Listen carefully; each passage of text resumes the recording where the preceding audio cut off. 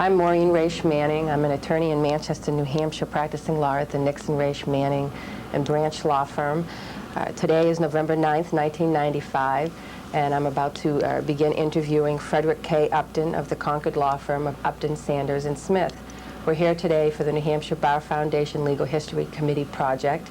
And good morning. Good morning, Maureen. How are you doing today? Very well, thanks. I'm looking forward to this. Good. Well, we're very happy that you agreed to be a part of our project. Thank you. Let's start at the beginning. You were born here in the Concord area? Yes, I was born right here in Concord. Okay. And what year was that? 1918. Okay. And so that makes me pretty old. I'm almost 67 years old, 77 years old. 77 years old, okay.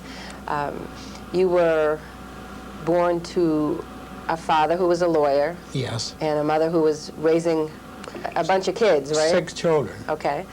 What was that like growing up with, first of all, 6 children in Concord, New Hampshire, and that time? Well, we had a great time. We lived in the south end of the city. It was not a developed area. And I went to a 2-room school, ironwork school. It was fun growing up in that family, but probably not fun for my sister. I had 1 sister and 4 brothers. Okay. Your father was an attorney? Yes, he was. Do you remember him always being an attorney? I remember him always being an attorney, and he was a great influence on me and I in deciding on a career in the law, and I had great admiration for him. I was very proud of my father. What was that like growing up with him? Did you go about with him to cases? Well, yes. As I got into high school and college, he would take me when he would go out of town to court. If he went up to Ossipee or up to Berlin. I remember going up to Ossipee with him, and Judge Sawyer was presiding, a big roly-poly man. And I remember him charging a jury in an assault and battery case, and he was trying to explain to the jury self-defense. And finally he put it this way. He said, "Gentlemen, if you think the plaintiff got just what was coming to him, then you find for the defendant." I thought that was a pretty good way of describing it. I also remember other judges on the Superior Court, such as Oscar Young, a man with a huge forehead, and Warren James up in Berlin. So I got to, at an early age, I got to see law in action. Do you recall at what age you decided a career in the law might be what you were interested in? Well, while I was in college, I was more interested in running than anything else. I used to run the mile. At one time, I was in a race when Glenn Cunningham came to Hanover. It was a paced race, and that night he set a new world's record in the mile, 4 minutes, 4 and 4/10 seconds. Well, I was very interested in running and didn't think about a career for a long time. I suppose it was as I got to be a senior that I finally decided that I'd like to be a lawyer. Now, you graduated from Dartmouth in 1939? Yes. At that point, was one of your brothers, Richard, was already in law school? He had graduated from law school. Okay, so he had already graduated and was practicing law? I just started to practice law. Okay. What was that like? Was that an influence that your brother was already in the profession? No, I don't think that had any effect on me at all. I went to, let me go back for a second on the influence of my father, if I might. He taught me a lot of things, but these 3 seem to stand out. First, the importance of preparation. Hard work. He worked Saturdays, evenings. There was no magic to him. He was a very successful lawyer, but he was always prepared. I thought that was very significant about him. The second thing was he insisted that if you took a client's case that you give it your absolute best shot. Never take a case unless you're willing to do your best for that particular client. I remember this particularly because once he gave me a matter involving a doctor whose license was being threatened by the Board of Registration in Medicine, and I think drugs were involved, and I wasn't very happy about this assignment, and he took it from me. He said, if you're not willing to do your best, I'm not going to let you have it. The third thing was perseverance. Let me use some litigation that Dad was in to illustrate. This litigation involved Arthur Watkins. He was a fireman working for the Boston and Maine Railroad, and he worked on an apron between the locomotive and the tender. And he was thrown from this apron by a sudden lurch of the train, and suit was brought under the Federal Employers Liability Act, and this litigation lasted over 10 years. It went to the Supreme Court 6 times. Just imagine that. There were 6 opinions of the Supreme Court in this particular litigation. In the first trial, there was a verdict for the plaintiff. On appeal, judgment was entered for the defendant on the ground that the plaintiff had not proved that the accident happened on a curve. My father then moved for a new trial on the basis of newly discovered evidence. After 3 more transfers, he was granted a new trial, but on condition that the plaintiff paid $2,300. Well, Mr. Watkins didn't have $2,300. My father paid it. There was a second trial. Again, a verdict for the plaintiff. On appeal, the court was about to enter judgment for the plaintiff when, on rehearing, it granted a new trial.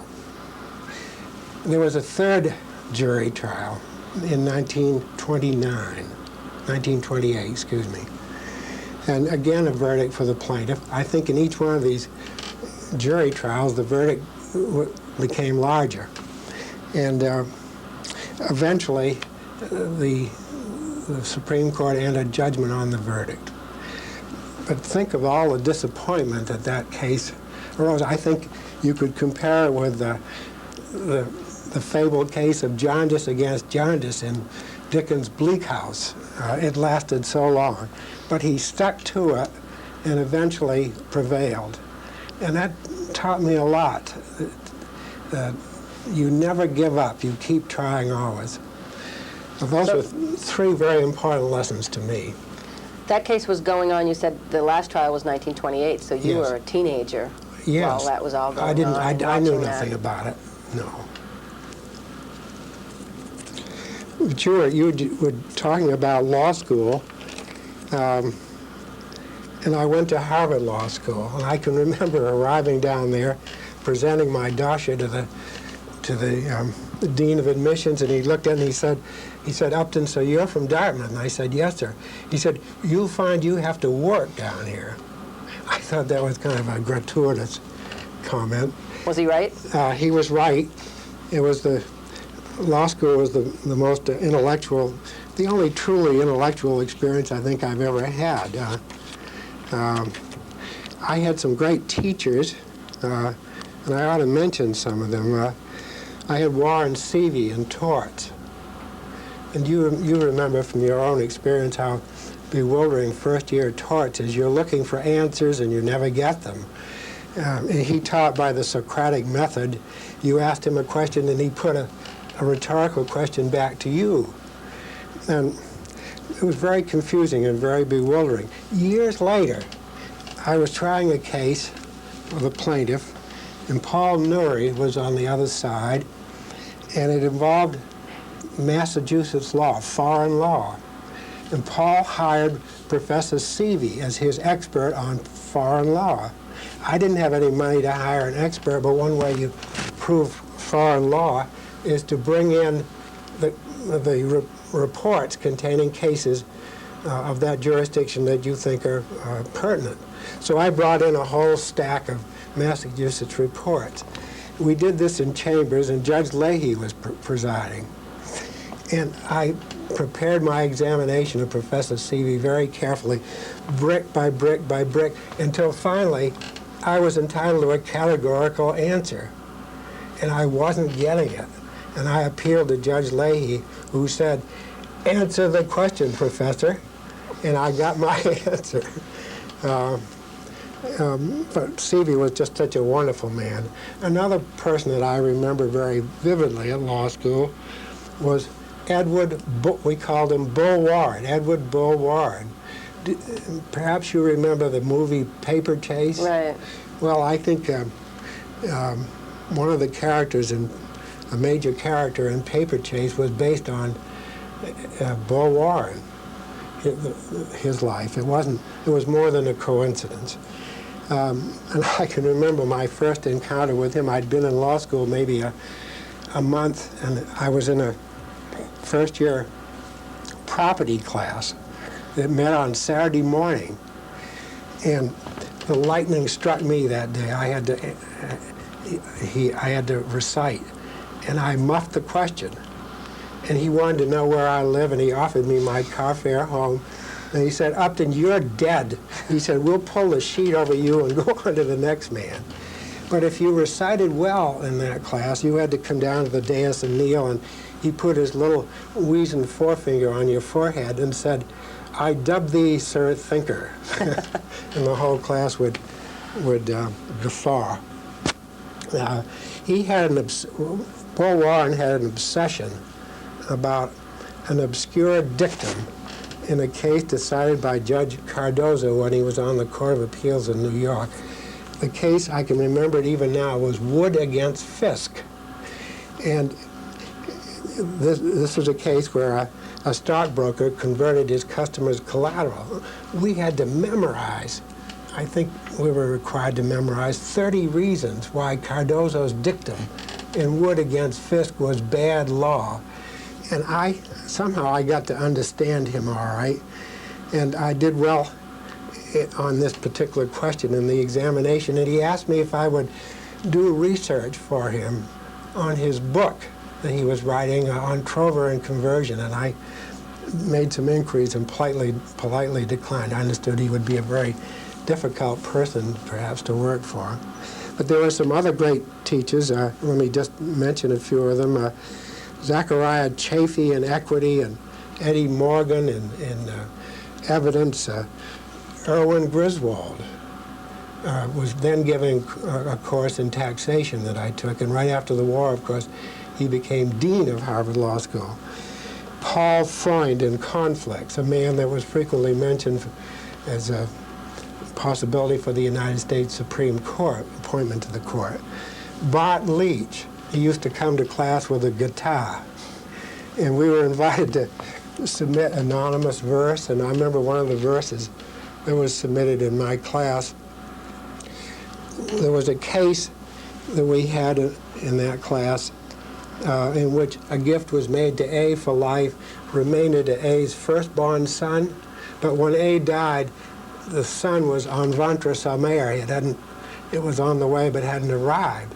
So there was the sezin. You remember that mysterious thing called sezin? There was nobody to vest it in, and It couldn't be, according to medieval law, it couldn't be in suspense.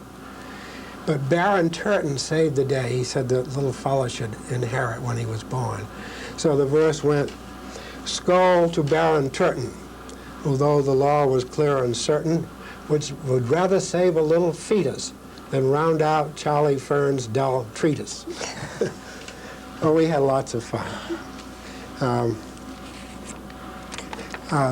The war came when I was in my third year, and I left in January of the year and went into the Navy. January of 1942. 42, yes. Was that a voluntary, did you go into the Navy voluntarily? Oh, yes. I was on the law review at Harvard, and I remember when the night of the attack at Pearl Harbor, I was working in the stacks and came back to this house where we put out the law review called Gannett House. We never had any furniture. We were always sitting on the floor. Somebody turned on a radio, and we learned that the Japanese had struck our fleet at Pearl Harbor. And then I remember the Star-Spangled Banner was painted. We were a very unpatriotic bunch. But slowly, grudgingly, every one of us stood up.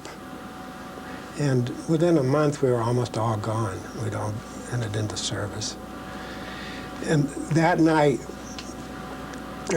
I got a hold of Bill Green, whom I'm sure you know. And we went into Boston, and we were very dismayed. We tried to call the president to tell him that we were with him, and when we couldn't get through, we were a little destructive. Bill and I always remember that night. Bill Green was also at Harvard at the time? Yes, he was a class behind me. Okay. In the Navy, I was in DEs, and I was assigned to the USS Hughes, named after Admiral Hughes, who took the surrender of Cervantes, the Spanish admiral at the Battle of Santiago Bay in the Spanish-American War. I was in the Hughes, DE 145. I was the ASW officer, the anti-submarine warfare officer. Our mission was to kill U-boats.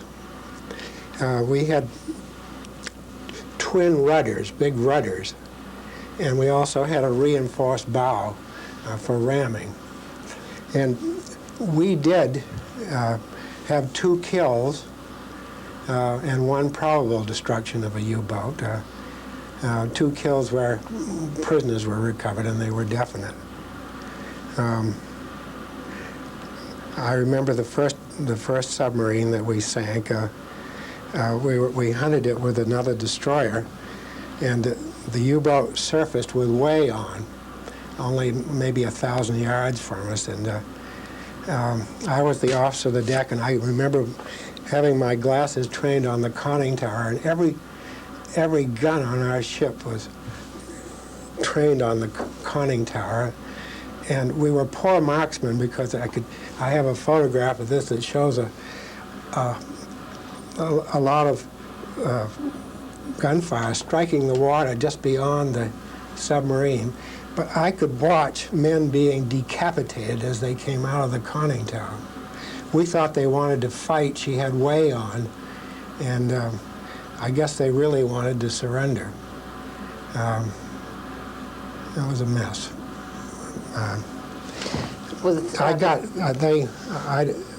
I was awarded 2 Bronze Stars in connection with the destruction of submarines for my participation in it. I got out of the service, thank goodness, in 1945. I was on my way to be executive officer on a destroyer out in Manus Island, and thank goodness the bomb was dropped at Hiroshima, and I didn't have to go. You came back to New Hampshire? Came back to New Hampshire, yes. Now, you're listed as a member of the New Hampshire Bar as of 1943, which is in the middle of the period of time that you were serving in the Navy. Can you tell us how that happened? Yes. It's a well-kept secret. I was home on leave, and I was always advised to maintain contact with the clerk of the Supreme Court, so I called up George Chauvin, who was the clerk. He said, "Come on over," so I did, and he said, "Would you like to be admitted?" I said, "Well, George, I haven't taken the bar exams." He said, "That doesn't matter." He said, "The court will waive that if you're in good standing at law school." "Did you graduate from law school?" I said, "Well, I was in my 3rd year, and they gave me a degree. I don't have to go back. I've got a degree." He said, "Well, then you can be admitted. Would you like to be admitted today?" And I said, "Well, sure." And so the court came in, and as I recall, John Allen was the Chief Justice, and my brother Dick moved my admission. And I became an instant lawyer without having taken the bar exam. And there's one other person that I know. The court did this for anybody that was in that situation. It wasn't peculiar to me. Hugh Gregg got in by this, passed the bar in the same way. Not passed the bar, but was admitted to the bar. So, he doesn't like people to know about that. but as you say, it wasn't special favor for you. No. I think the court was acting on a burst of patriotic fervor, and anybody who was in that situation was eligible to be admitted without taking the bar exam. So when you came back in 1945, you got right down to the practice of law. Yes, I was able to. I thought I had a position in Boston. I was going to work for Ropes and Gray down there.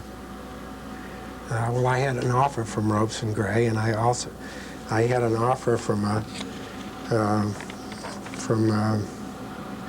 Powers and Hall. But I was married, and we had one child, and housing was terribly short in those days. And I found out that I was probably going to have to live out as far as Marblehead.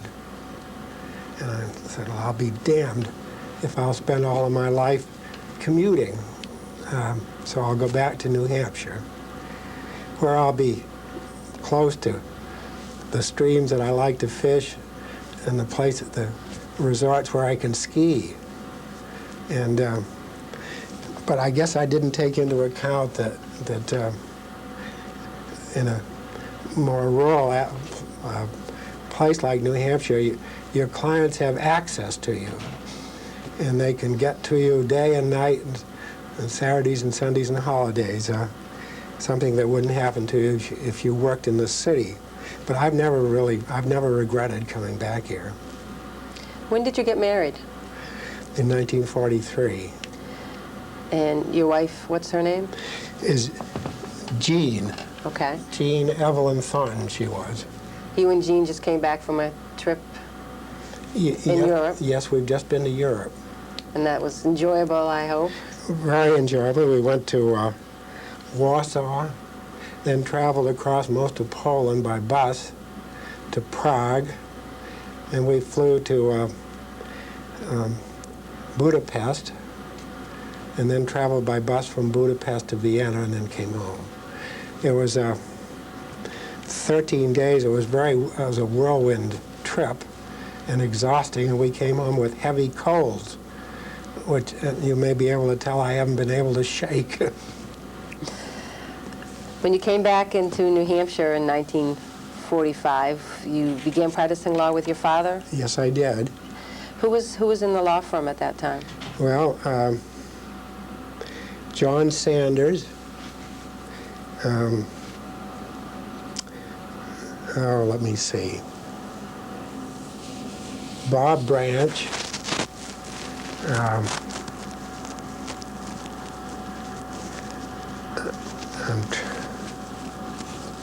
there were two or three others, and I'll remember them in a moment. Your brother Dick was... Yes, my brother Dick was here then, too. And Gilbert, your brother Gilbert, who's also a lawyer, he wasn't a lawyer at that time? No, he was much younger. He was considerably younger. What was it like first at the law firm? You know, first getting out of practice, well, first year or so. Can you tell us what that was like? Well, John Sanders had me emptying the waste baskets and being a general factotum. They would send me up to the Supreme Court in cases that were hopelessly lost to see what I could do. We had a client then, the Union Leader Corporation, and Bill Loeb, and I was assigned to him, and I did most of the legwork in connection with that relationship, and I can tell you there was never a dull moment with Bill Loeb. Were you working on a number of matters involving him at any one time? Oh yes, a whole lot of matters. Would you be interested in any of those? Yeah, if you could tell us, sure. Well,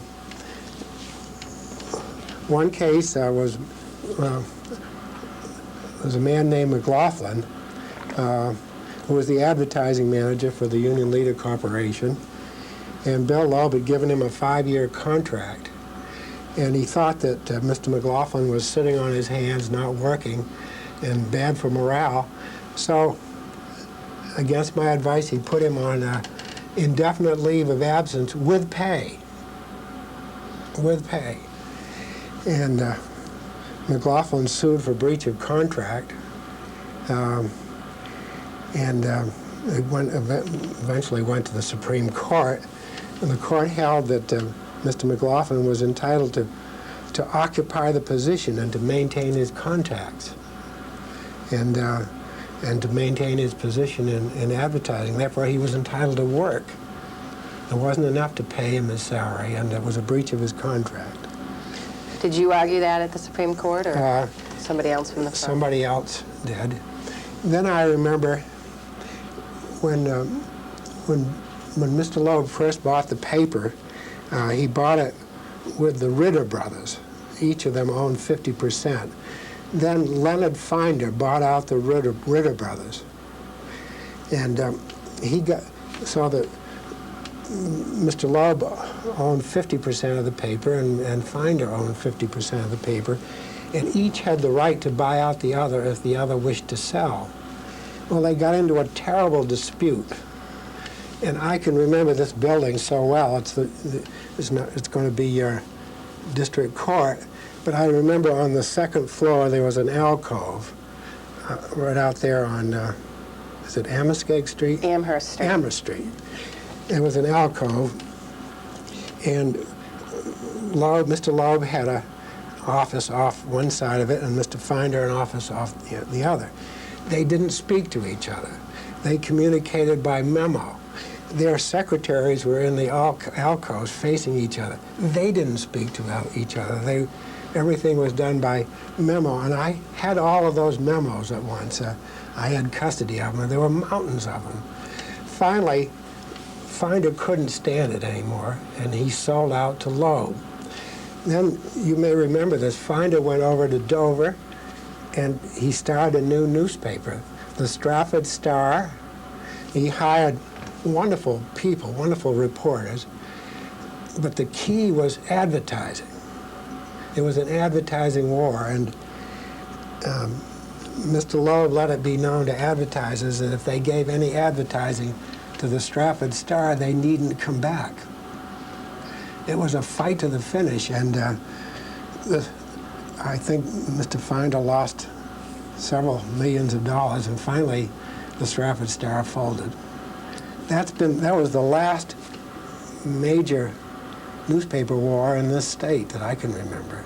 About what year was that going on, or years was that going on?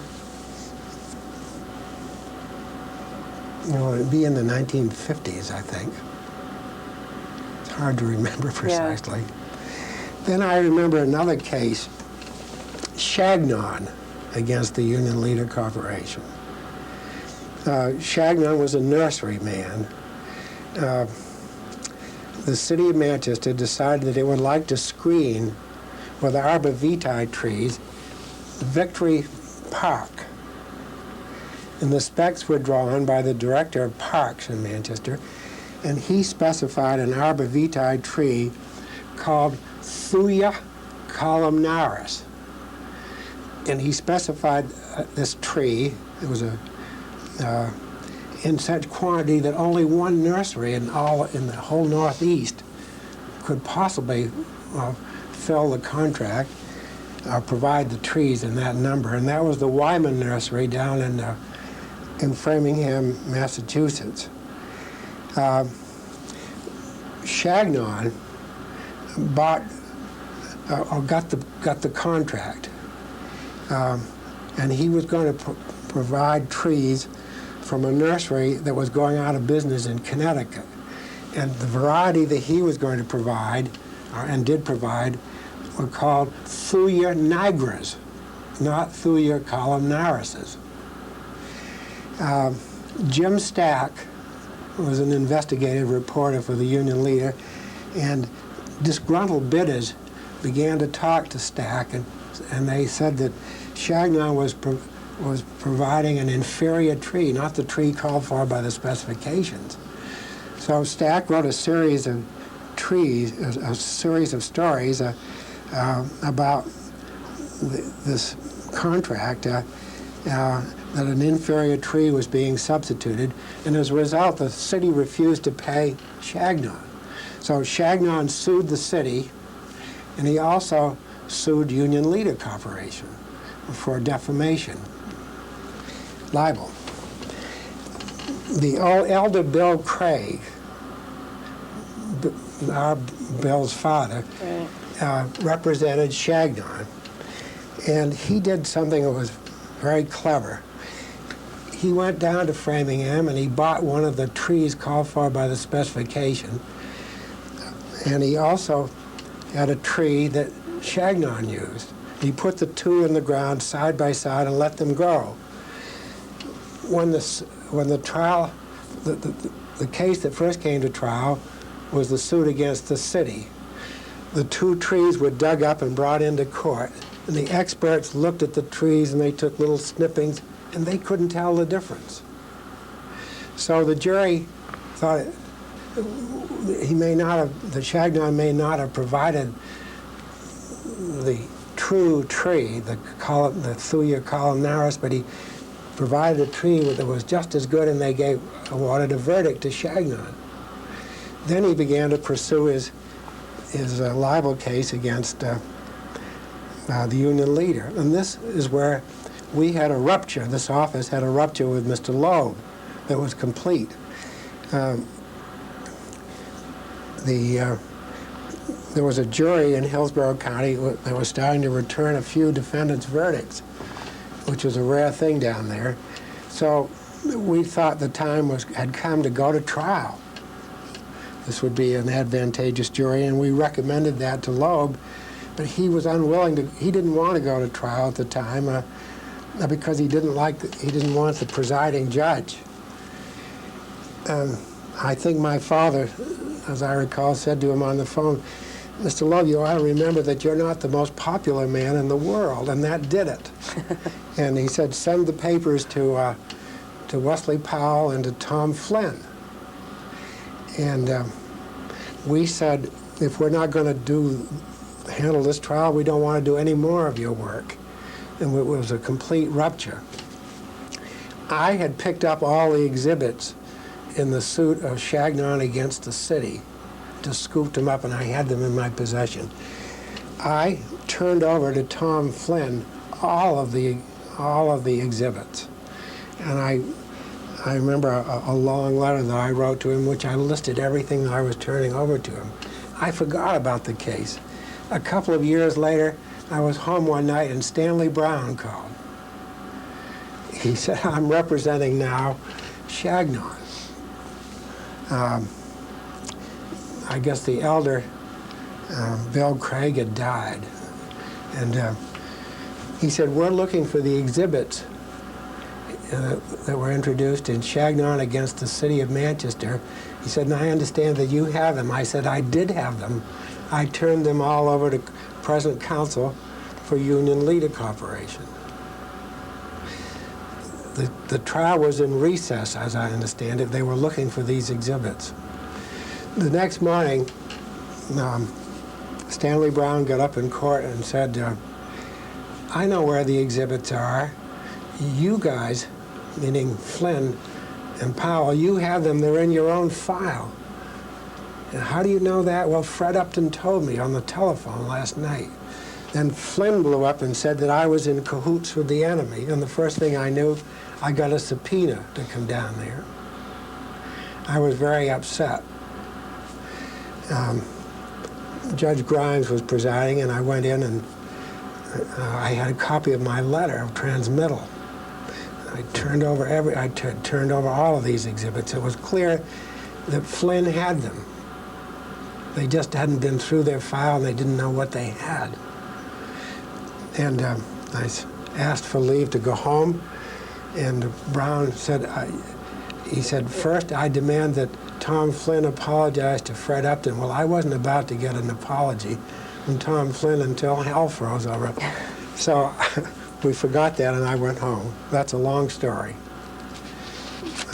You'd met Stanley Brown years before. When was that? Yes, I met him as a freshman in college. The first time I ever saw Stan, he was on a platform haranguing all of us new members of the freshman class. Was he a part of that class? Yes, he was, yeah. One of the best lawyers of our time. You think a lot of Stanley? I think a lot of him is a lawyer, and he's a good friend. Are there other lawyers that you have come to have a lot of respect for? Oh, yes. A lawyer that I always liked to try against was Paul Newry. Very able lawyer, a real perfectionist. And Paul would always make up his... I was generally for the plaintiff when I tried against him, and he would always make up his mind in advance of the trial whether he was going to settle, and if he decided to try, you tried it to the finish. But he was a very finished lawyer. Another lawyer that I, from down your way, that I admired greatly was Joe Millimet, and do admire greatly. Joe Millimet, a complete lawyer. Now, Joe was more flexible than Paul Newry. If he was defending, he'd always offer you just enough to throw you off stride, so that you lose momentum. It was tempting, but not quite enough.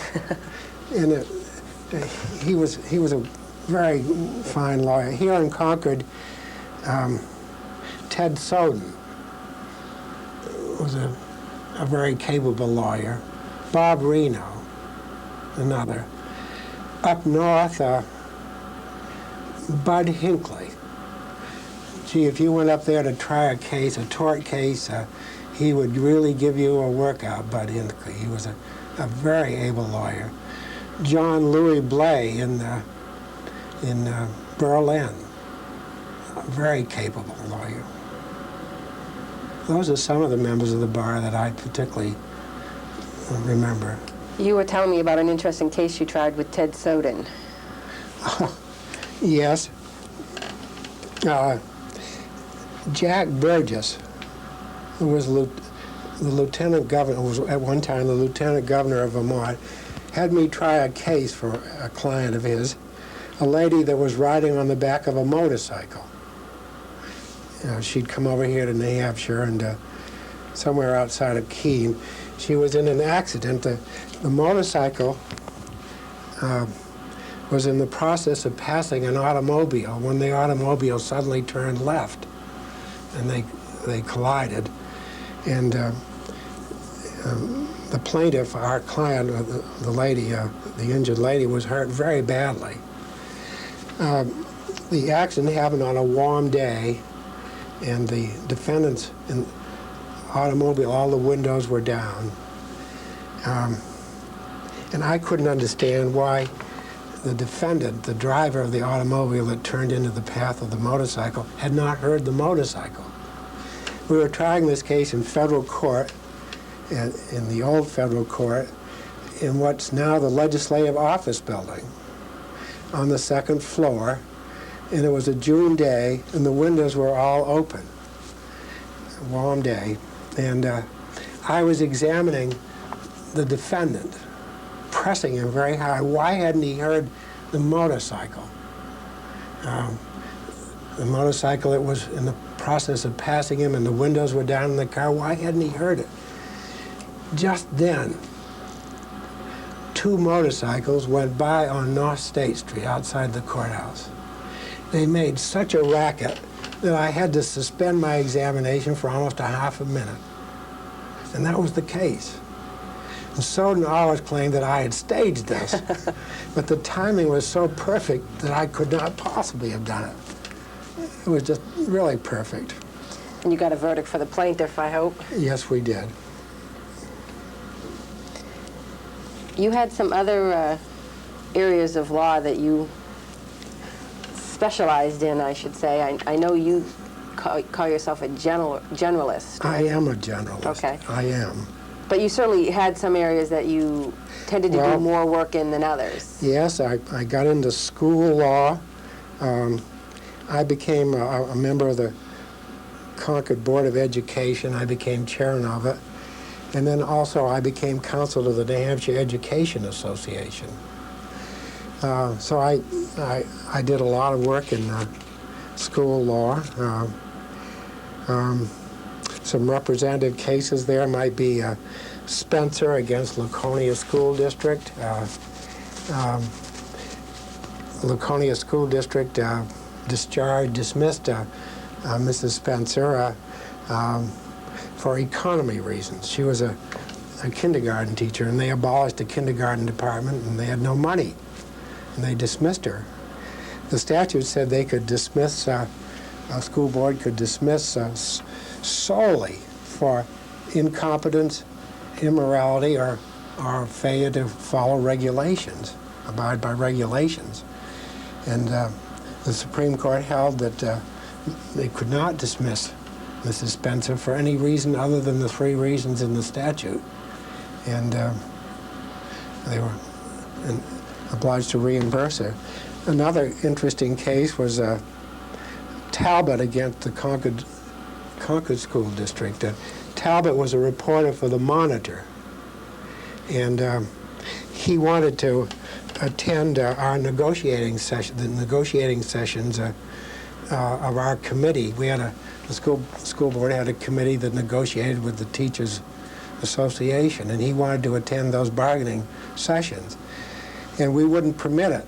And so the paper brought suit. The newspaper brought suit for Talbot against the school district, saying that we had violated the right to know law.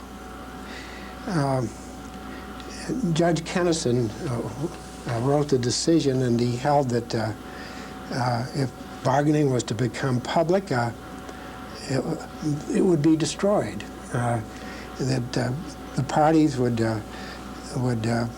be frozen into positions from which they couldn't recede. That there couldn't be any free exchange of ideas. So he made an exception to the right to know law, and the newspaper was not allowed to attend bargaining sessions. I also got during this period, I got interested in eminent domain cases. You remember the interstate system was being built in this time, and I had a lot of cases involving land takings for the new highway. You were representing the landowners? Yes. I had a case involving the New Hampshire Highway Hotel. They took a lot of its land, and the Durham bypass, and so on. And then I got into banking law. I'm just mentioning these things to show that I was a jack of all trades. I became counsel to the New Hampshire Association of Savings Banks, and I came to represent various individual savings banks, as well as the association. And later I became counsel to Amoskeag Bank in Manchester, and I represented it in its conversion from the mutual to the stock farm under a holding company structure. And I got into a lot of corporate and securities law after a while. I represented Carol Reed and Carol Reed Ski Shops, a name that may be familiar to you. Right. D.D. Bean and Sons Company over in Jaffrey that manufacture book matches. Globe Manufacturing Company that manufacture firemen's clothing and equipment, that sort of thing. Now, in that D.D. Bean and Sons Company case, that was against the Consumer Product Safety Commission. Yes. And that was a case where you were challenging regulations that they had promulgated and were about to take effect. That's right. Were there other match companies that were in this case with you? No. I went down to a meeting of counsel for the whole industry, match industry in New York. They were represented there, Diamond Match, Ohio Match, Universal Match, And we all were considering whether or not the industry as a whole should mount a challenge to these new Consumer Product Safety Commission standards. And they all backed off. And I can remember saying, well, the bean company is going to challenge these regulations, and they all guffawed. And so we went alone.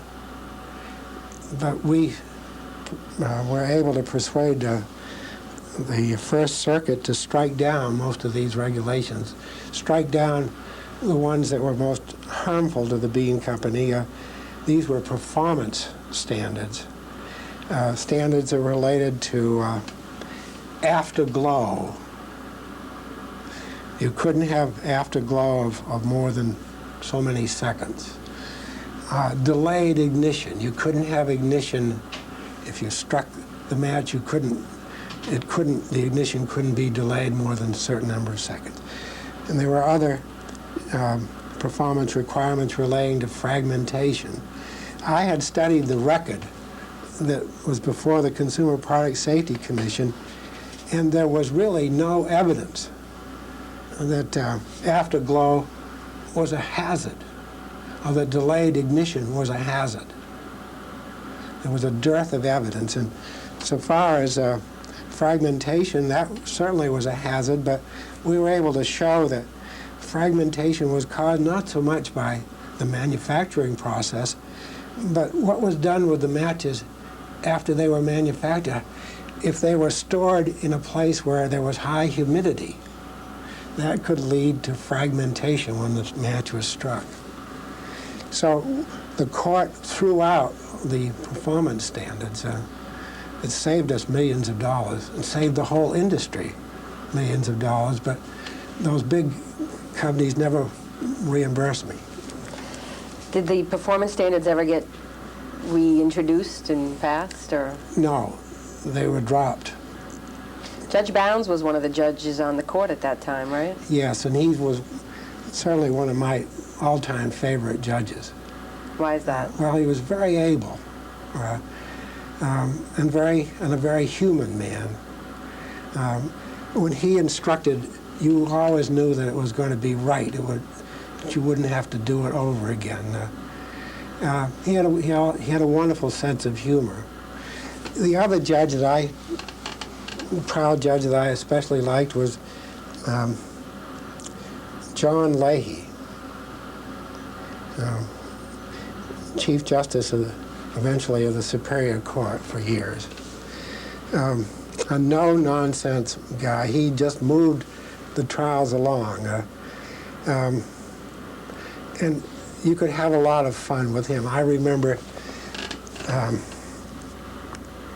he had instructed a jury, and the lawyers went up afterwards and I asked for an exception. I said, Judge, we requested you to instruct on this particular issue, and you didn't, and we think it's an important issue in the case, and we want an exception for your failure to instruct on it. Then he leaned over in sort of a whisper so that it wouldn't be on the record. He said, all right, in a very confidential way, all right, I'll instruct on that issue, but you wish I hadn't.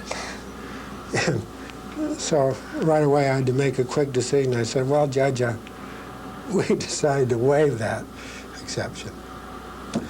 I can remember trying a case in Manchester where he presided, and I was lucky enough to I was representing an insurance company, and I was lucky in an automobile accident case, and I was lucky enough to get a defendant's verdict. And I left the courthouse, and I was walking along, I think was it Market Street, and the window was thrown up, and the judge leaned out the window and yelled, "You lucky bastard." Oh, he was... Things they don't do these days, right? Things they don't do these days. Speaking of fun, though, once I tried a case involving the value of a dog. And it's I think, a fairly famous case in these parts. The title of the case is Watkins against Peroso. My client was Mr. Watkins, and he owned this rabbit hound. And this was no ordinary dog. Watkins was crippled, and he would go out in the woods and prop himself up against a tree, and this dog, this unusual dog, would go out and round up rabbits and chase them right by the tree, and he would be able to shoot them.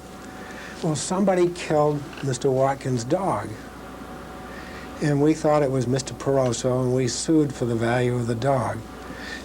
Dutch Moss represented Peroso, and the Perosos were very excitable. And once in the course of the trial, I was examining Mr. Peroso very closely and pressuring him pretty hard. And finally he said, "Upton, you go to hell." And then he turned to Moss and he said, "Moss, you go to hell too." And then he turned and sort of looked up at Steve Wheeler, the judge, and he said, "But not you, Judge." Mr. Peroso's cousin got on the stand, and I guess this dog was pretty noisy at night, and I got him to tell how he sounded at night, and he could really bay, and the witness would lean back and go, "Oh!" And that was the way he sounded. And finally he said you couldn't get any sleep. And finally he said, "If my cousin hadn't shot him, I would have." So the cat was out of the bag then. But Steve Wheeler used to go around the state Judge Wheeler would telling about this case that he so enjoyed. He almost fell off the bench 2 or 3 times laughing. This was a jury trial? No, a bench trial? Yes. But think of it, that we could try a case about the value of a dog. It would be unheard of today. And you couldn't have the fun that you had then. Let's see, you got involved in an environmental case that was quite interesting in federal court, the Appalachian Mountain Club. Yes. I represented the Society for the Protection of New Hampshire Forests in that case. And the Appalachian Mountain Club was represented by Sam Hoare of Goodwin, Proctor and Hoare in Boston. We teamed up and we did well together. See if I can give you the background. Interstate 93 had been, at that time, had been built from the New Hampshire border north to the gateway to Franconia Notch. It stopped at North Woodstock. Then we had a 2-lane narrow highway going through the Notch. Then at the north end of the Notch, the interstate highway resumed, and it was built from there up to Littleton. Then this all happened before 1970. In 1970, Congress enacted the Environmental Protection Act, and that required an environmental impact statement be prepared and filed whenever any federal agency took any action that might seriously disturb the environment. The New Hampshire Highway Department and the Federal Highway Administration proposed to extend Interstate 93 from Littleton over to Waterford, Vermont, across the river into Vermont.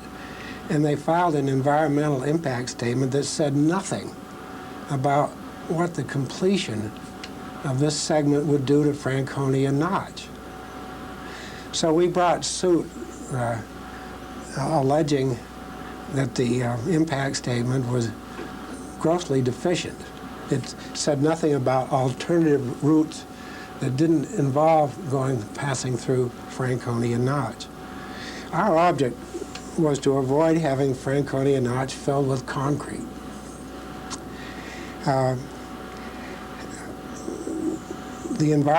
Judge Bounds held that the environmental impact statement for the Littleton, Waterford, Vermont segment was inadequate because it failed to discuss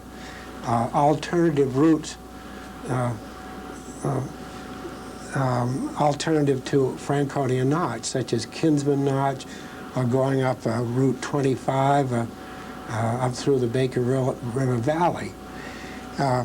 Also, it failed to discuss what increased traffic would result in the notch.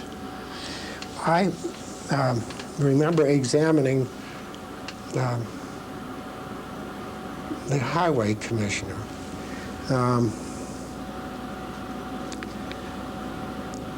Bob Whitaker, a wonderful man, and I'll come back to him, but I was examining him. We maintained that if Interstate 93 were built through the notch as a full-blown interstate with breakdown lanes and all the paraphernalia, that it might bring down the old man of the mountain, that the seismic shocks of explosions might destroy the old man of the mountain. Well, Bob Whitaker poo-hooed that. And I was able to show that in the construction of Interstate 93, about 10 miles below the notch, they brought down a whole side of a mountain accidentally. And it destroyed thousands of dollars of highway equipment. And we had photographs showing bulldozers and compressors just covered with debris from this accidental slide of the mountain. So it could happen.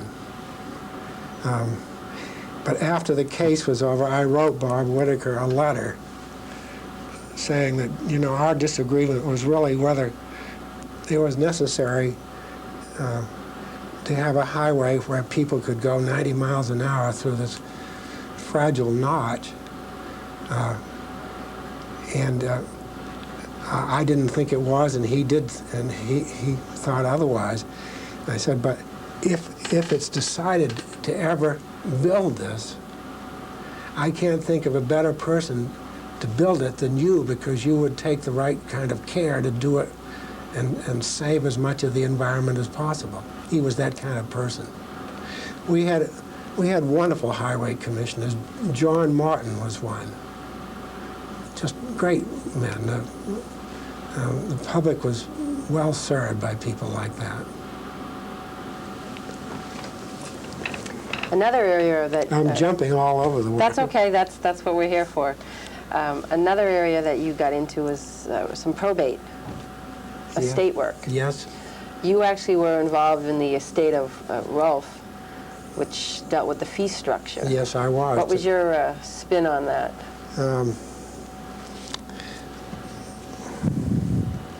You got into a very sensitive area.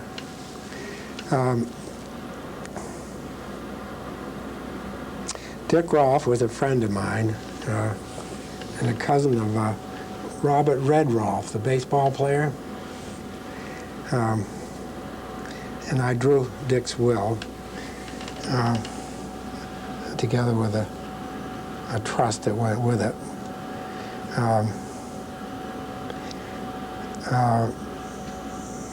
The executor of the will was First Capital Bank. And it hired me to be counsel in the settlement of the estate.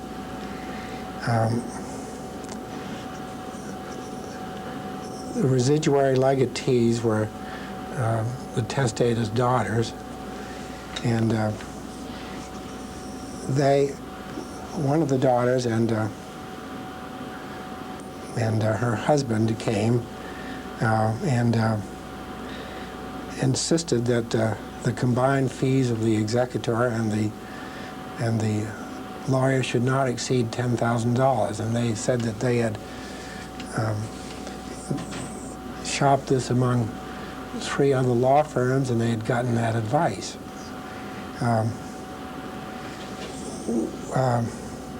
The bank and I were not willing to do the work for $10,000. This was a sizable estate, wasn't This it? was a sizable estate of nearly $1 million.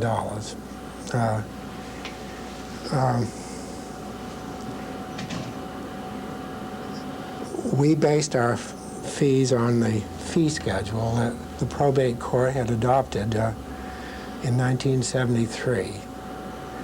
And the combined fees that we proposed were somewhat less and within the fee schedule.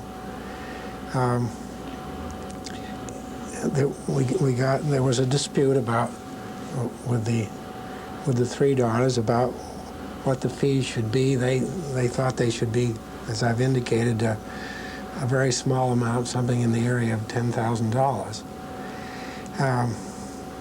I tried hard to get this settled, but the husband of one of the legatees made some offensive remarks about the bank, and because of that, I thought that the best thing to do was to refer it to the judge of probate, which we did, and he awarded fees, combined fees of $26,000. The heirs appealed.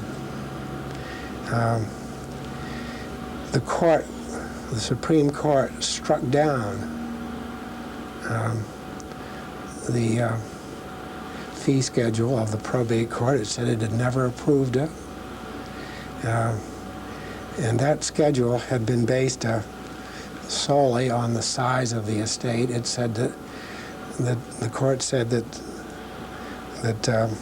several factors should be considered. Not only the size of the estate, but the amount of work, the hours involved, the risks involved, the responsibility, a series of factors. All should be taken into consideration. The court chastised us for not having come to terms, not having settled with the daughters, but the court never knew that the husband had spoken in a very derogatory way about the bank, in a way that I felt made it impossible to settle this. I never felt at liberty to bring this out.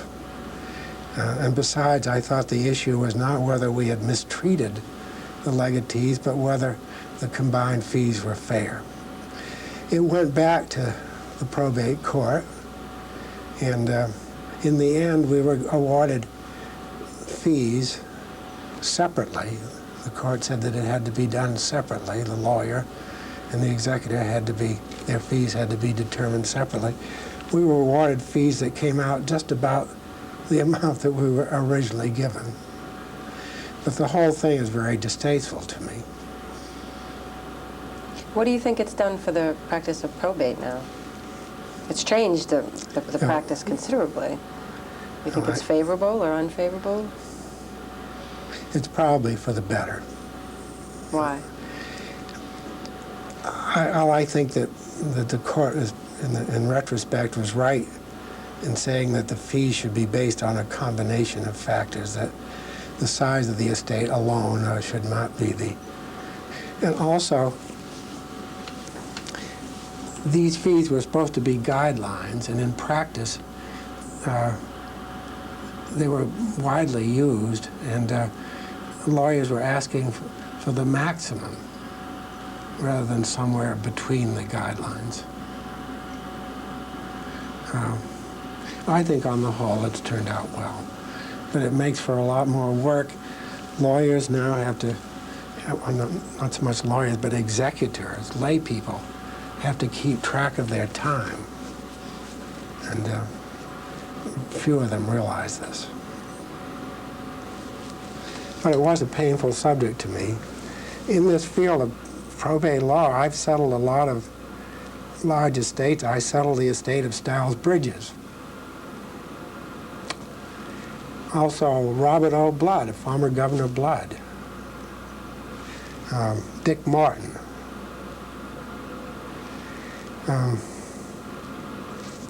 So you see, I really was a jack of all trades. Is there any area that you enjoyed more than others? Well, when I was younger, I enjoyed trying cases. I loved to try cases. But I think that's a young man's job. You know, it means working nights and weekends and getting ulcers and all the stress and the turmoil of trying cases. It's a young man's job, but I loved it. You were involved in at least 37 cases that were appealed to the Supreme Court, where decisions were issued by the New Hampshire Supreme Court. I'm sure there were more that you were involved in also. What was your experiences like before the Supreme Court? Did you enjoy the appellate work? Yes, you know, I'm going to take a drink of water, and for a reason. The first case I ever had up at the Supreme Court, the Chief Justice was Judge Branch, Oliver Branch. And I ran dry, just as I'm dry now from the cold that I have. And I was croaking almost, and there was no water at the stand. And I always remember Judge Branch. He looked down and smiled, and he said, "We'll take a 5-minute recess." It saved my life. Could we take a 5-minute recess? Yeah. Were there other cases that you were involved in over your career that you wanted to mention? Well, we used to do tax matters, quite a few tax matters. One of them that I remember involved the estate of Isaac Sikansky. Isaac was an immigrant to this country, and he started out in Laconia with a pushcart, collected rags and junk of various kinds. He was Harold Westcott's client. Harold wrote a will for him. He lived in a little hovel. Harold didn't suppose he had much of an estate. When he died,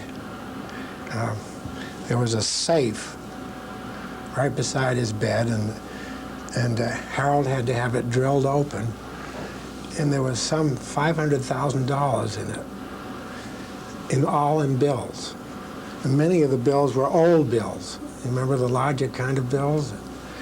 And so the IRS immediately instituted a fraud case because that income had never been reported. But when was it earned? That was the question. At first, the government maintained it was all earned in recent times because if you look at the Internal Revenue Code, prior to World War II, the rates were very low. They're almost insignificant. It was only during and after the war that, so the government maintained that it was all earned in recent times. And but how could that have been so with these big bills? They went back a long way. Well, we finally compromised the thing. Who did you represent? We represented Isaac, Okay. his estate. Well, Harold Westcott got us into it to represent the estate of Isaac Sikansky. Another matter that I remember, we did work for Foster's Daily Democrat, the newspaper. George Catar sued Foster's Daily Democrat for libel. It all concerned the publication of what's called an FBI airtel. An airtel was a message sent out to all FBI stations. One of these airtels was introduced in evidence in a tax case in Boston and became a public document. And it was published by Foster's Daily Democrat and also by the Boston Globe. And in that airtel, the airtel was based upon a FBI surveillance of Patriarcha's headquarters down in Pawtucket, Rhode Island. They put a tap on his phone, and the Airtel in question was a report by a hoodlum named Henry Tamilio. He was reputed to be the third man in the patriarchal hierarchy, and he was reporting to the boss, to Patriarcha, how George Catar had paid off the Maine State Police. They were going to, the Maine State Police were going to raid some establishments at Old Orchard Beach, and George Catar reputedly, according to this message, paid them off and got advance information so that the state police discovered nothing. So this was, of course, seriously damaging to Catar's reputation, if true, if he had been paid off, if he'd paid off the state Maine State Police. He was thought to be an outlet for the investment of underworld money in New Hampshire. Anyway, we ran the story. We ran the newspaper ran the story, published the Airtel, and Catar sued, and he was represented by Stan Brown. Well, this was a very difficult case to defend because the way the mob did business, and especially where it was business done across state lines. But finally, we got a hold of a witness named Vinnie Teresa. He was supposed to be reputed to be an enforcer for the mob. If you didn't pay up, he would dunk your hand into a bowl that had piranha fish, and they would nibble off your knuckles. Now, Vinnie Teresa was in the protective custody of the FBI, and he was traveling around the country testifying in suits brought by the government against the mafia. Through the Boston Globe, which had more influence than our paper did, we made arrangements for Vinnie Teresa to testify. And we were told that he could testify that George Catar was on the fringe of the underworld and was an outlet for the investment of their money. We made arrangements to videotape Vinnie Teresa at the United States Marshal's office in Washington. This all had to be done through the FBI because he was in their custody. So we went down there and we got all set up just as we are here today, with the camera ready, but Vinnie Teresa never showed. It was a terrible situation, and Stan Brown taunted us. He said, "Oh, he couldn't help you. He wasn't going to come." And well, later on, Catar was indicted for tax evasion, and that ended his case. He didn't have any reputation to lose after that. And I think I settled the case for a small amount of money. Teresa wrote a book, and he told about this deposition that he was to give to us in Washington, and how he'd arrived at the airport and he'd gotten into a cab and he was on his way to the United States Marshal's office when he realized he was being tailed. There was a car he wrote, there was a car tailing him with members of the mob in it, and they were going to rub him out. And when he got near us, he jumped out of the cab, jumped into another cab, raced back to the airport, got on a plane and left. Wow. If true, quite a wild tale. Do you recall the name of that book if anybody wanted to look at that? No, I don't. I probably could, but I don't remember it. I bought it at one time, but I threw it away. It wasn't anything that, it wasn't great literature, for sure. I remember a case that I tried up in the Federal District Court in Littleton. You know, the court used to go up there for a session.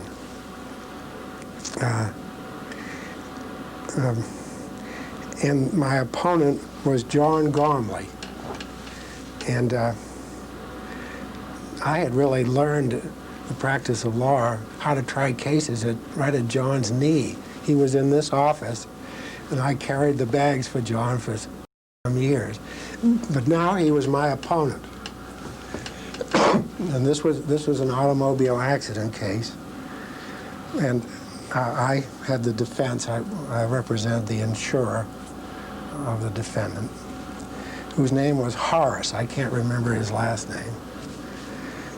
And Horace was painfully honest. He came to court, this case was tried in June. He came to court in a green suit, a heavy green suit, and he perspired and he was very uncomfortable. And it was a different environment for him, and he didn't enjoy it a bit. The plaintiff in the suit was a college professor, and I had a great deal of difficulty examining him because every time I'd ask a question, he'd ask me to define something, and he would split hairs. Horace, on the other hand, was painfully, as I've said, painfully honest. John Gormley could get him to say almost anything, and I would writhe as he got Horace to almost admit liability. One day, at the end of the court session, John and I were in the lawyer's office, in the lawyer's room, rather. The window was up. It was a June day. And suddenly, the plaintiff's wife burst into the room and ran up to me, and she said, "Do you know your client is up the street talking to a member of the jury?" So John Gormley and I leaned out the window and looked up the street, and sure enough, there was Horace talking to a juror. So I ran up there and I said, "Gee, I hope you gentlemen were not talking about the case." Horace said, "No." He said, "This gentleman asked me where you could get a good cup of coffee in Littleton." And I said, "You can go to the White Mountain Cafe." He said, "But they cook it all day long." Or you could go to the diner, but they put milk in your coffee without asking you. Or you could go to the hotel, but they put strange flavors in it. I said, "You mean you've been here talking about where to get a cup of coffee all this time?" He said, "Yes." I said, "I'll have to report this to the judge." So I did. It was Judge Connor. And Judge Connor said, "Well, I think I'll call them in separately." So he did, and then he reported to John Gormley and me, and he said, "I'm satisfied that the juror didn't know Horace was a party in the case, and I'm satisfied that Horace didn't know the juror was a sitting juror, although they'd been sitting there looking at each other for almost a week." Stranger than fiction. What was the result of that trial? I got a good result. As I recall, yes. It's hard to try a case against one of your old friends. So you can see that I was really a jack of all trades. I've been doing almost everything imaginable. I did bread and butter things as well. I could draw deeds, boundary agreements, purchase and sale agreements. I've done everything that a lawyer does in a small office in New Hampshire. How about divorces? Have you done any of those? Yes, I've done those too. But I think I'm getting close to being the last of a dying breed. I think it's in this age of specialization, and with the law exploding the way it is, you just can't keep up. I've had to educate myself. For example, when I was in law school, we didn't have classes in securities law. I had to learn how you issue a registration statement.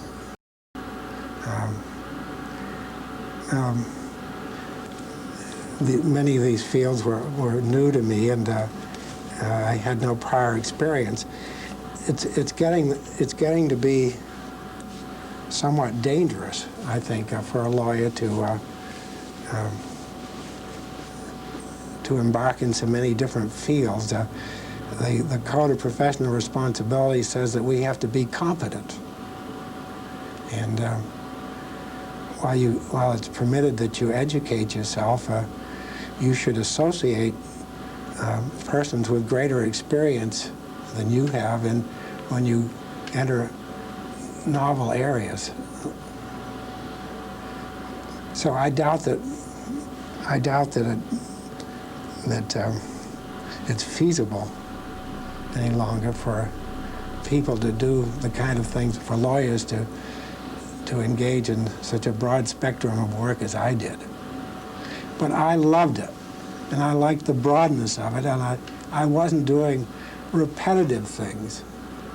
The specialist does the same thing over and over, and he gets to be very good at it. But it can get damn dull, too. And I was always doing something different, and that made it fun. How do you see the changes in the law, or the way law is administered within law firms? The way it's today? practiced? Yeah.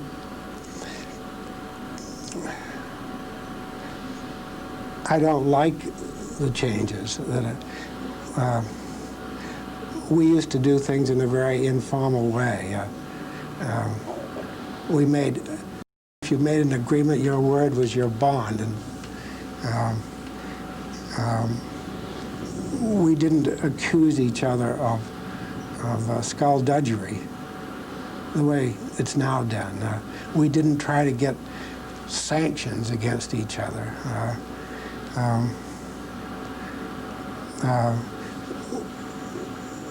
We had fun after we tried our cases. We could go to a bar and have a drink and laugh about what had happened. We don't do that anymore. It's all business. I don't enjoy it nearly as much. Others have said that years ago, as you entered the bar, you knew who the few lawyers were that you couldn't trust, and everybody else you trusted. Is that the experience you had? Yes, I think so, yes. So other lawyers would tell you, people, watch out for him. Yes, yeah. And now I think there's a level of suspicion about everybody, like you said. Isn't that awful? Yes. You put it well. How about the changes in how the law firms run? The way partners and associates work and paralegals. Do you find that there's a change in that from? Well, I find there's less loyalty than there used to be. When you joined a law firm years ago, it was like a marriage. It was for life. But now, I see law firms breaking up and reassembling all the time.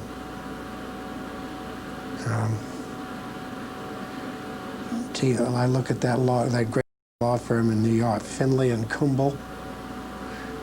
Almost overnight grew to 600 members and then collapsed. I think that's symptomatic of what's happening. Of course, on a small scale up here, but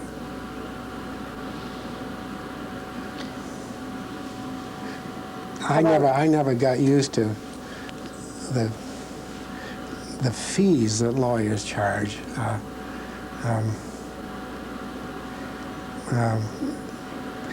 Hourly rates always seem to me to be, I was never comfortable charging the hourly rates that top lawyers charge here today. And I find the fees that, the hourly rates that young lawyers who've not been at the bar very long are very high. They're as high as I charge sometimes. And I've been doing it for a lifetime. When you were doing plaintiffs' personal injury work years back, were those contingency fee cases back then? Yes, Were you comfortable with that arrangement? yes. Have you had any complaints over your practice from people uncomfortable with that? No, I haven't. Clients? No.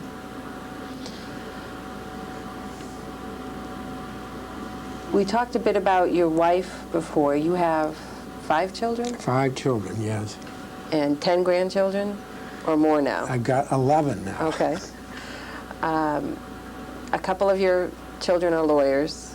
Yes, Rob is a lawyer in this office, and John is a lawyer over in Portland, Maine. What kind of law are they practicing? Well, Rob does a lot of business law, some trial work.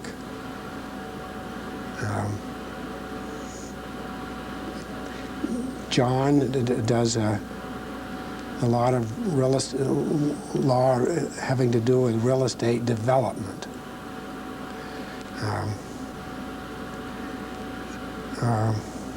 For example, he represents a large oil company which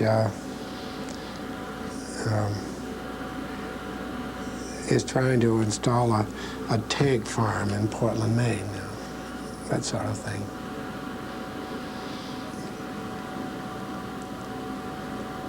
How would you say the impact of your legal career has been on your family?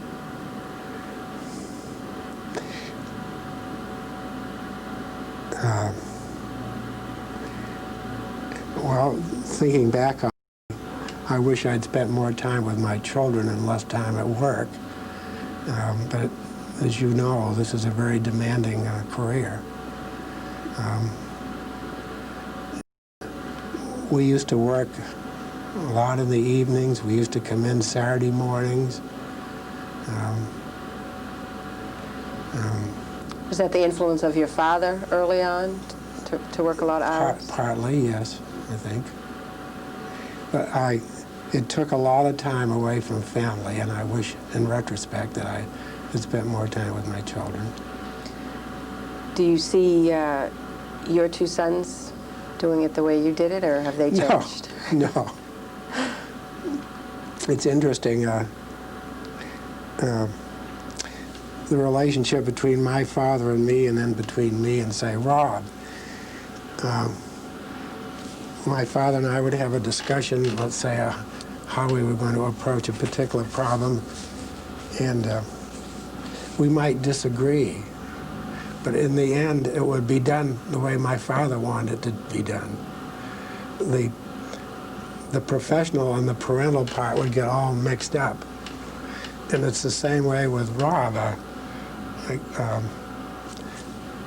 I would say, in the end, damn it all, this is the way we're going to do it.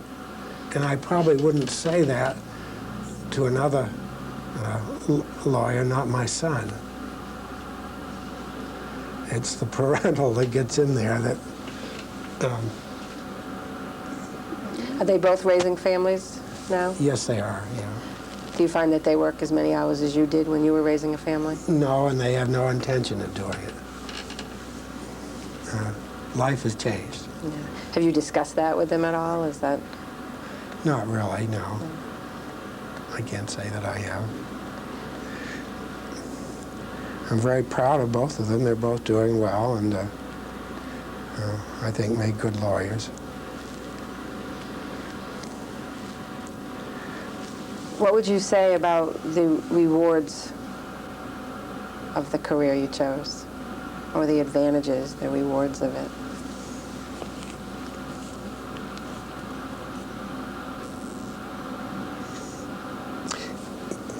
I go back to the first matter that I ever had. A lawyer was at the state prison, and he had applied to the governor and council for a pardon. And I was asked to represent him before the governor and council, and I did. And he had no money to pay me, and he gave me what he could give me. He gave me a pipe and some tobacco. I guess that I felt as good about that as I would if I had gotten a large sum of money. I think the rewards that you get are when you really achieve something worthwhile for a person. So you take the matter involving Franconia Notch. We ended up with a parkway. We didn't fill that notch with concrete. A nice parkway, and the narrowest place, so there are only 2 lanes. The highway department had plans for highways over each other, piggy-banked over each other, with clover leaves and that sort of thing inside that fragile corridor, and it would have destroyed its beauty. We saved that. That was so. You do occasionally you do something really worthwhile, and it doesn't involve money. The same way with the professional part. I've been the chairman of the Supreme Court's Committee on Judicial Conduct. I've been a member of it for 17 years. And I think we make some important contributions that the public knows nothing about, but I get some satisfaction out of it. As you know, we receive complaints against judges. We're a forum for those complaints, and we enforce the Code of Judicial Conduct, Rule 38 of the Supreme Court. I think we've contributed importantly to high ethical standards in our judiciary. What's the history of that getting formed? It was formed in 1977, the Yes. committee. You were a member back then, Yes. a founding member.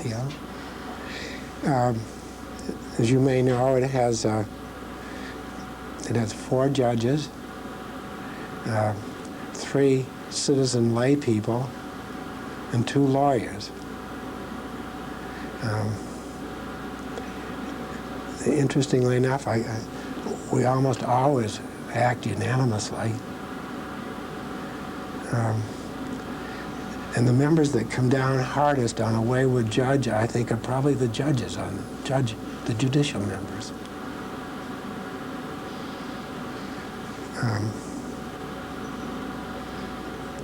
I don't know, would you be interested in the kind of complaints that we get, what it's all about? I don't know whether that would be of interest.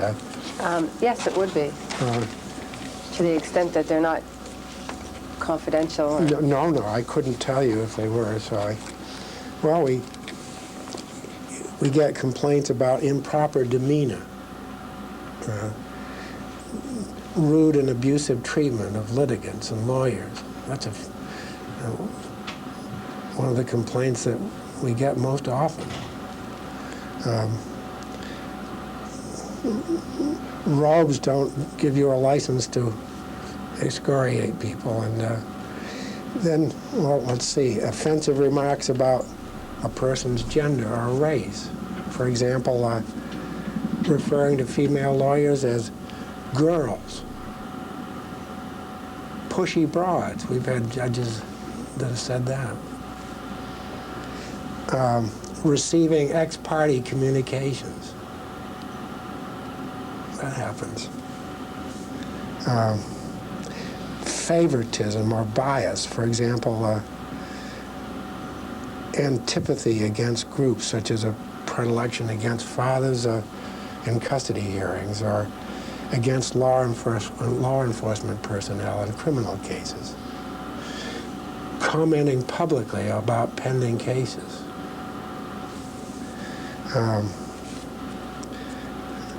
You know, like such as greeting a judgment debtor with the words, "I hope you brought some money with you today," or that sort of thing. Conflicts of interest. Using your position to help relatives or friends, such as fixing traffic tickets. Very bad. Or throwing your weight around to get a zoning variance. Excessive delay in decision-making.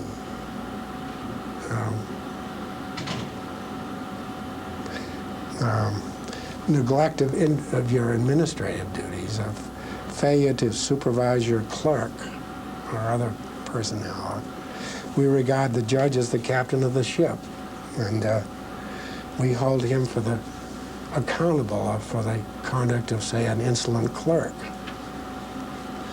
And then sort of a catch-all, conduct off the bench that brings the judiciary into disrepute, such as drunk driving,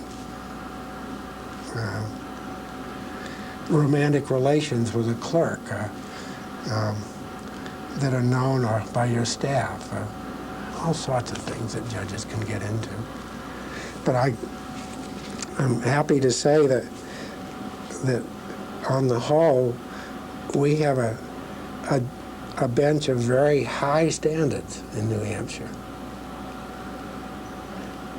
We've never had a case in all the 17 or 18 years that I've been on the committee, we've never had a case involving moral turpitude, such as bribery. If you look around in Rhode Island or Massachusetts or even Vermont, you'll see that we're infinitely better off here in our judiciary. A judiciary that conforms to high standards of conduct. Of course, when I talk about how well behaved ethically our judiciary is, people always throw at me John Fairbanks. But isn't it important to remember that what John Fairbanks did, he didn't do as a judge. He did it as a lawyer and a fiduciary. Right. Was there a public outcry in the 70s for this kind of a committee to be formed, or was it done by the court alone? Well, I think these committees were being formed all over the country at that time. I remember Judge Kennison came to me and asked me to be a member of the committee, and I was still very active trying cases, and I said, "Judge, why would I want to do that? Why would I risk the antipathy of judges before whom I may appear?" And his answer was, "Because I want you to." Well, it was pretty hard to refuse him. There's an issue now about the confidentiality of your proceedings. Where does that stand? Well, we've been sued.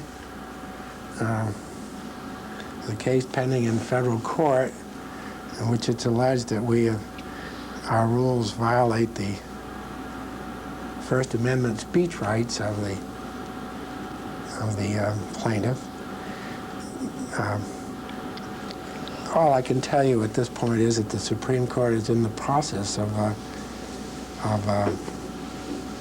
amending its rules, and I think it's likely that the amended rules will remove much of the secrecy and confidentiality that now prevails.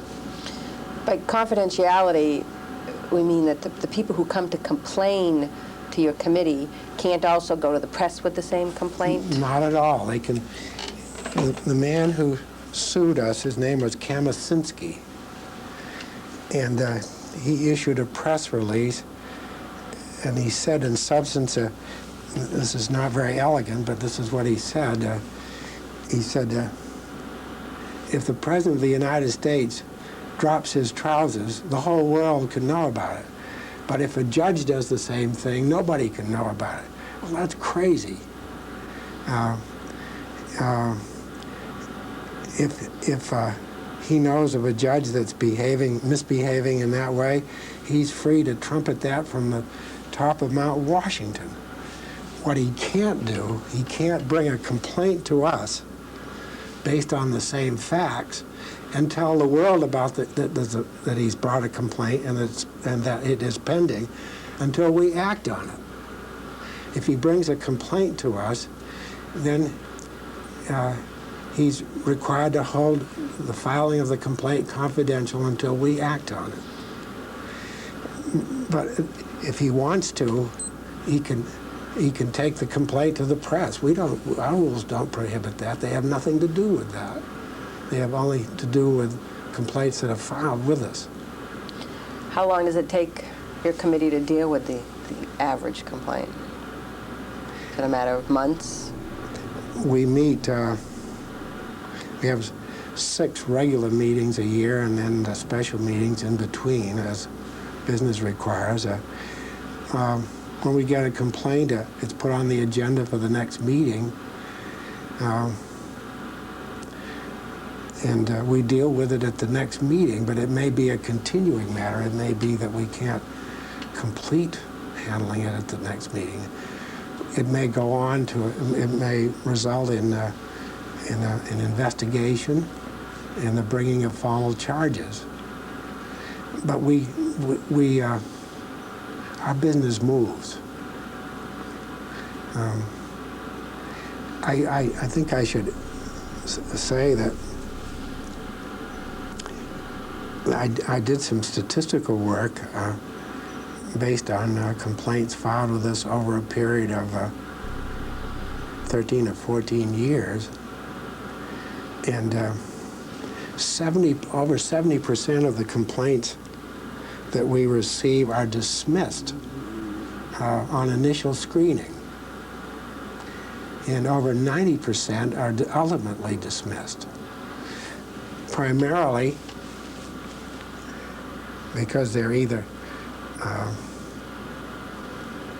wholly unfounded and lacking in merit, or because they relate to a judge's findings and rulings. We are not an appellate court.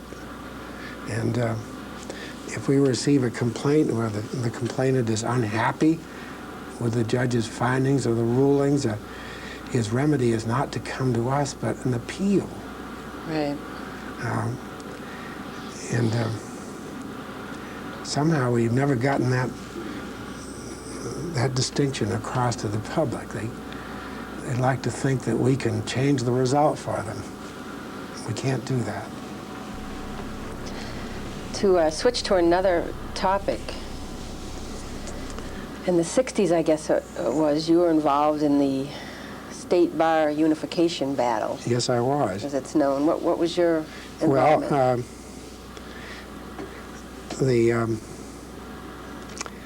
the Voluntary Bar Association filed a brief with the Supreme Court, and that was largely written by Dave Nixon and Stan Brown.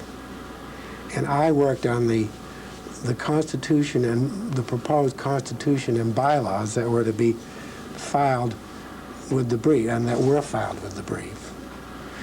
And we argued the case over here in the old Supreme Court chambers in the State Law Library here on Park Street in Concord. I can well remember it was one of the last times that I argued in the old chambers of the Supreme Court. If you'll recall, the court in a 3-2 decision approved integration or unification on a trial basis for 3 years. And I became president of the Bar Association the second of those 3 years. And during the time that I was president, I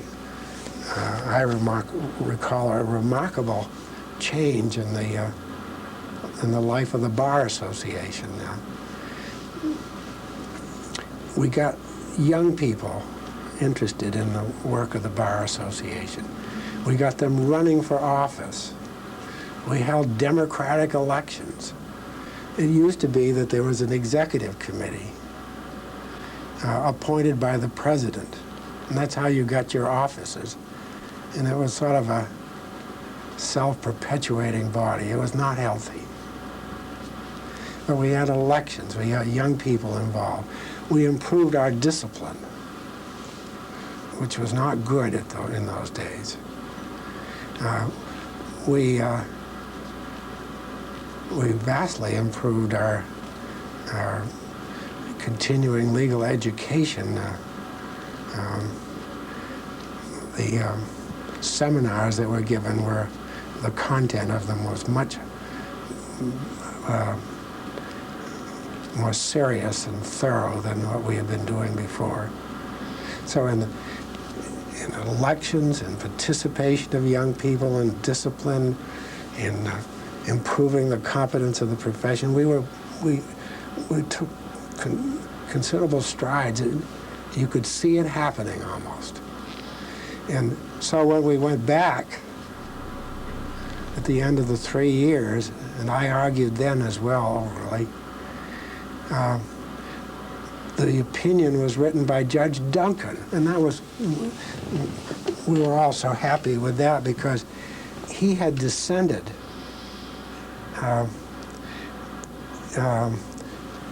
from the opinion that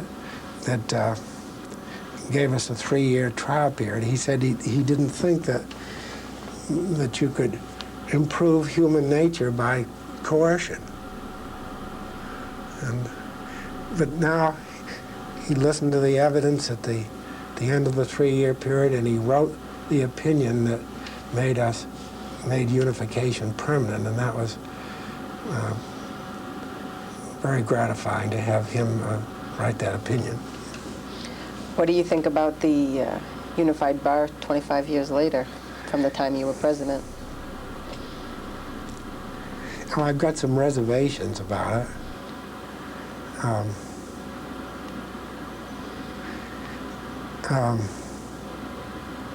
They have to do with the size of the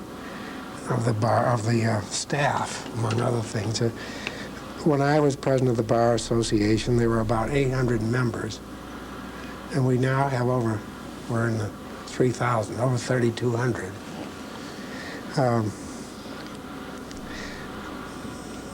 We hired an executive director.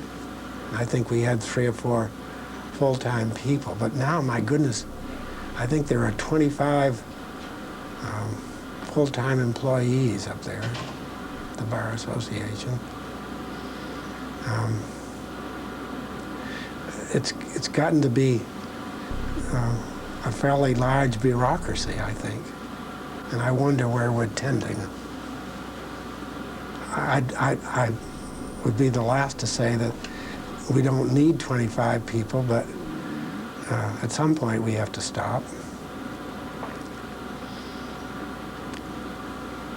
You think, though, still being a mandatory bar is a good thing? Absolutely. Oh, yes. What was your position on the mandatory CLE?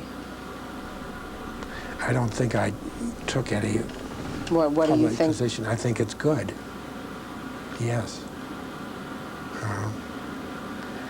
We have to keep up our skills. Some of us need it and some of us don't, but you can't separate the ones that need it from those that don't. So I think that's a great improvement. Is there anything else you wanted to talk about? No, other than to say that I very much enjoyed this. Thank you, so did I. I wish I could speak a little bit more coherently, that I had spoken a little more coherently, but I'm struggling with a cold and a dry mouth. But I've enjoyed it very much. and I thank you for the interview. You're welcome.